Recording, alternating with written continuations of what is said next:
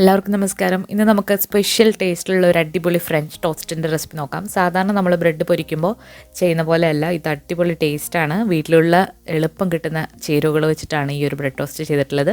കുട്ടികൾക്കും മുതിർന്നവർക്കും ഒരേപോലെ ഇഷ്ടപ്പെടുന്ന ഒരു അടിപൊളി സ്നാക്കാണ്. അപ്പോൾ അതെങ്ങനെയാണെന്ന് നോക്കാം. അപ്പോൾ ആദ്യം തന്നെ നമുക്ക് ഈ ഒരു ബ്രെഡ് ടോസ്റ്റിലേക്ക് ഞാൻ ഒരു മുട്ടയാണ് എടുക്കുന്നത്. അപ്പോൾ 4 സ്ലൈസ് ബ്രെഡിന് വേണ്ടിയിട്ടുള്ള അളവാണ് ഈ കാണിക്കുന്നത്. അപ്പോൾ 8 സ്ലൈസ് ആണെങ്കിൽ നമ്മൾ ഈ കാണിക്കുന്ന അളവെല്ലാം കൂടി ഇരട്ടിയാക്കുക. അപ്പോൾ ഒരു പാത്രത്തിലേക്ക് മുട്ട ഒഴിച്ചു കൊടുത്തു കഴിഞ്ഞാൽ ഇതിലേക്ക് നമ്മൾ ആവശ്യത്തിനുള്ള മധുരം ചേർത്ത് കൊടുക്കാം.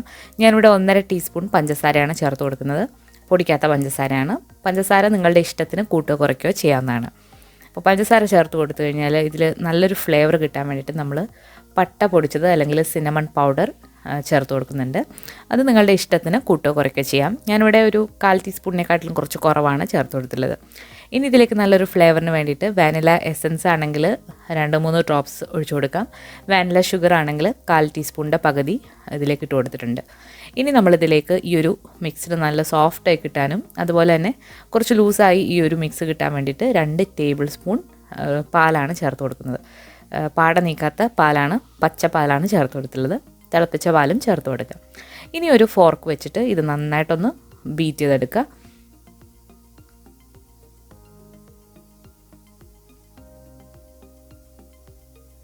അപ്പോൾ ഇത് നന്നായിട്ട് ബീറ്റ് ചെയ്ത് കഴിഞ്ഞാൽ നമുക്ക് ബ്രെഡ് ഇതിൽ മുക്കി പൊരിക്കാം.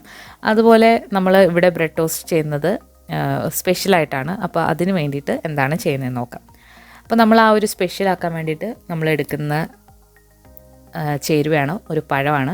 അപ്പോൾ ഇത് ഒരു റോബസ്റ്റ പഴമാണ്, ചുക്കിറ്റാന്നും പറയും. അപ്പോൾ നിങ്ങൾക്ക് ഏത് പഴം വേണമെങ്കിലും ഈ ഒരു റെസിപ്പിയിലേക്ക് എടുക്കാവുന്നതാണ്.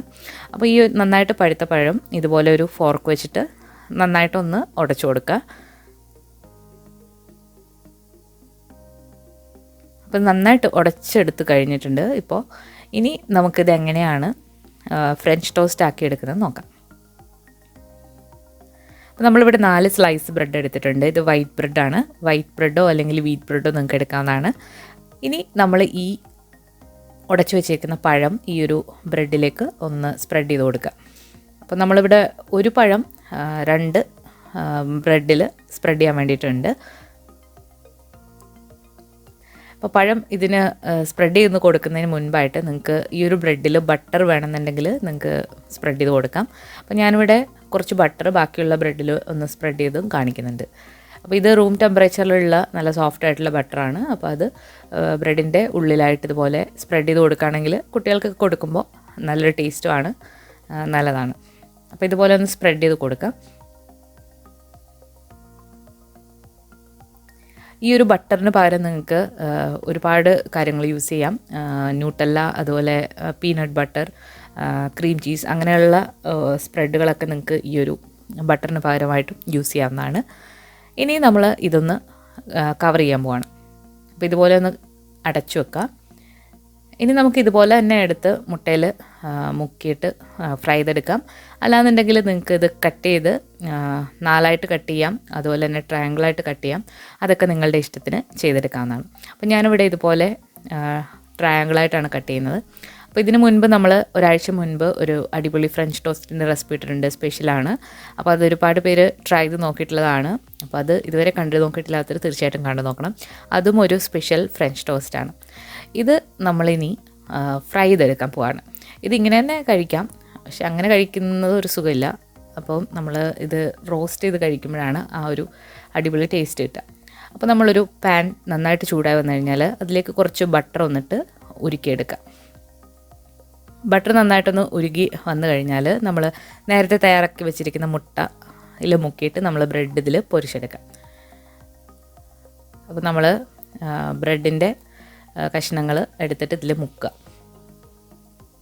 ഇത് പഴമായതുകൊണ്ട് തന്നെ ഈ ഒരു ബ്രെഡിൻ്റെ കഷ്ണങ്ങൾ വിട്ടൊന്നും പോവില്ല, അത് നന്നായിട്ട് ഒട്ടിപ്പിടിച്ച് തന്നെ ഇരിക്കും.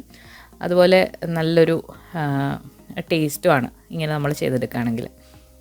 അപ്പോൾ എല്ലാം ഇതുപോലെ മുക്കിയിട്ട് നമ്മൾ ഒന്ന് ഫ്രൈ ചെയ്തെടുക്കുക. തീ ഒരു മീഡിയം ഫ്ലെയിമിൽ വേണം ഇടാൻ. ഒരുപാട് കൂടിപ്പോയാൽ ഇത് പെട്ടെന്ന് കരിഞ്ഞു പോകും. അതുകൊണ്ട് കുറച്ച് തീയിലിട്ട് നമുക്കിത് കുക്ക് ചെയ്തെടുക്കാം. അപ്പോൾ നമ്മൾ 4 എണ്ണവും ഇതുപോലെ മുക്കിയെടുത്തിട്ടുണ്ട്. കുറച്ച് മുട്ട ബാക്കി വന്നിട്ടുണ്ട്, അത് ഇതിന് മുകളിലായിട്ട് ഒഴിച്ചു കൊടുക്കുകയാണ്.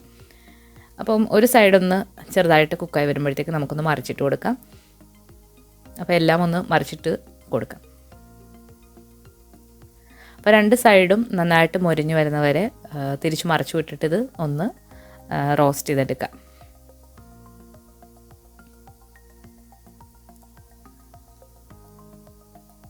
അപ്പോൾ വളരെ ടേസ്റ്റി ആയിട്ടുള്ള ബനാന ഫ്രഞ്ച് ടോസ്റ്റ് ഇവിടെ റെഡി ആയിട്ടുണ്ട്.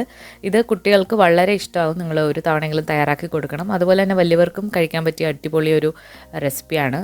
അപ്പോൾ ഇതിന് മുകളിൽ ഹണിയോ അല്ലെങ്കിൽ പൊടിച്ച പഞ്ചസാരയൊക്കെ സ്പ്രിങ്കിൾ ചെയ്ത് എടുക്കുകയാണെങ്കിൽ ഇത് അടിപൊളി ഒരു സ്നാക്കാണ്. അതുപോലെ തന്നെ ബ്രേക്ക്ഫാസ്റ്റ് ആയിട്ടും ഒക്കെ സെർവ് ചെയ്യാൻ പറ്റുന്ന ഒരു അടിപൊളി ഡിഷാണ്. അപ്പോൾ എല്ലാവരും ഒന്ന് ട്രൈ ചെയ്ത് നോക്കിയിട്ട് നിങ്ങളുടെ അഭിപ്രായങ്ങൾ അറിയിക്കാം.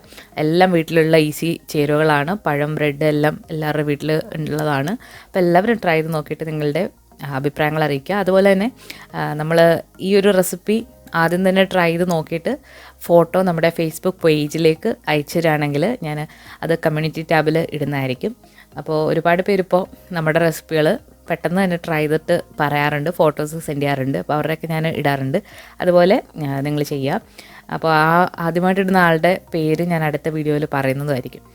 അപ്പോൾ ഈ ഒരു വീഡിയോ നിങ്ങൾക്ക് ഇഷ്ടമായിട്ടുണ്ടെങ്കിൽ തീർച്ചയായിട്ടും ലൈക്ക് ചെയ്യാനും ഷെയർ ചെയ്യാനും മറക്കരുത്. നമ്മുടെ ചാനൽ സബ്സ്ക്രൈബ് ചെയ്തിട്ടില്ല എന്നുണ്ടെങ്കിൽ സബ്സ്ക്രൈബ് ചെയ്യാനും മടിക്കരുത്. പുതിയൊരു റെസിപ്പി വീഡിയോ ആയിട്ട് നമുക്ക് വീണ്ടും കാണാം. താങ്ക്